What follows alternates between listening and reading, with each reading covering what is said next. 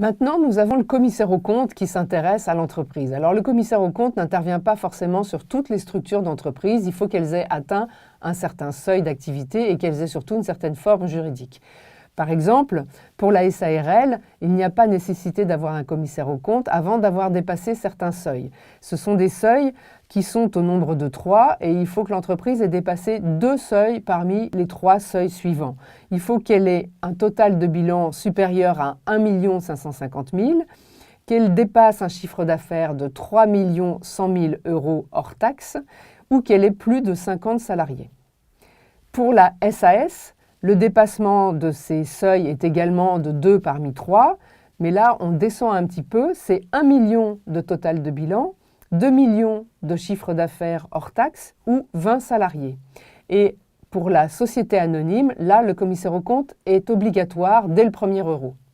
Le rôle du commissaire aux comptes est de garantir que les comptes de l'entreprise sont réguliers et sincères et qu'ils reflètent une image fidèle de son activité. Pour pouvoir faire ça, il intervient en 2 temps sur l'entreprise. Il va intervenir avant la clôture de l'exercice pour aller examiner les procédures qui sont mises en place dans l'entreprise et vérifier qu'effectivement les flux financiers sont bien capturés et sont bien traités, qu'il n'y a pas de fuite à l'intérieur de l'entreprise. Il va donc vérifier que les systèmes mis en place sont fiables et sécurisés. Ensuite, il intervient après la clôture de l'exercice, cette fois pour examiner les comptes de l'exercice en tant que tel. Donc les ordres de grandeur, la fiabilité des chiffres qui vont être présentés. Est-ce qu'il ne faut pas apporter des correctifs sur les chiffres qui sont présentés? Il va aussi évaluer les risques et les engagements futurs de l'entreprise pour pouvoir donner une image dynamique de l'entreprise au-dessus des comptes qu'elle publie et qu'il va signer. Son rôle enfin est d'alerter le procureur de la République s'il est confronté à des faits qu'il estime être délictueux. C'est son rôle de dénoncer ces pratiques de l'entreprise. Enfin, et l'actualité nous l'a souvent rappelé, sa signature est un gage de sérieux, mais ça n'est pas un engagement de résultat. Il a mis des moyens en œuvre pour vérifier la sincérité des comptes de l'entreprise. Il y a un autre profil qui s'intéresse de l'extérieur à l'entreprise, c'est son futur collaborateur. Alors peut-être que l'emploi est un peu contraint aujourd'hui et que finalement il ne doit pas trop faire le difficile, mais quand même il peut bien s'interroger sur la capacité de l'entreprise à lui proposer une rémunération stable, à lui proposer de la mobilité, à lui proposer éventuellement de faire une carrière à l'international. Donc il va regarder la capacité de croissance de l'entreprise et son implantation.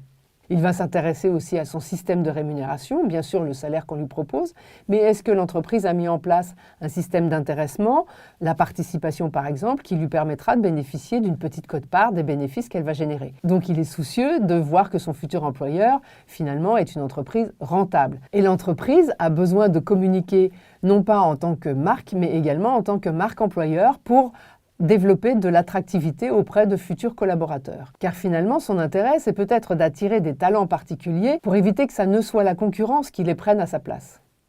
Alors la concurrence, justement, elle est là, on ne peut pas la négliger. Qu'est-ce qu'elle fait? Elle va scruter l'entreprise et les autres, celles qui sont ses propres concurrents, pour regarder quel est le positionnement de ses concurrents, quelles sont ses pratiques de prix. Elle va faire un certain nombre d'analyses sur les entreprises de son marché.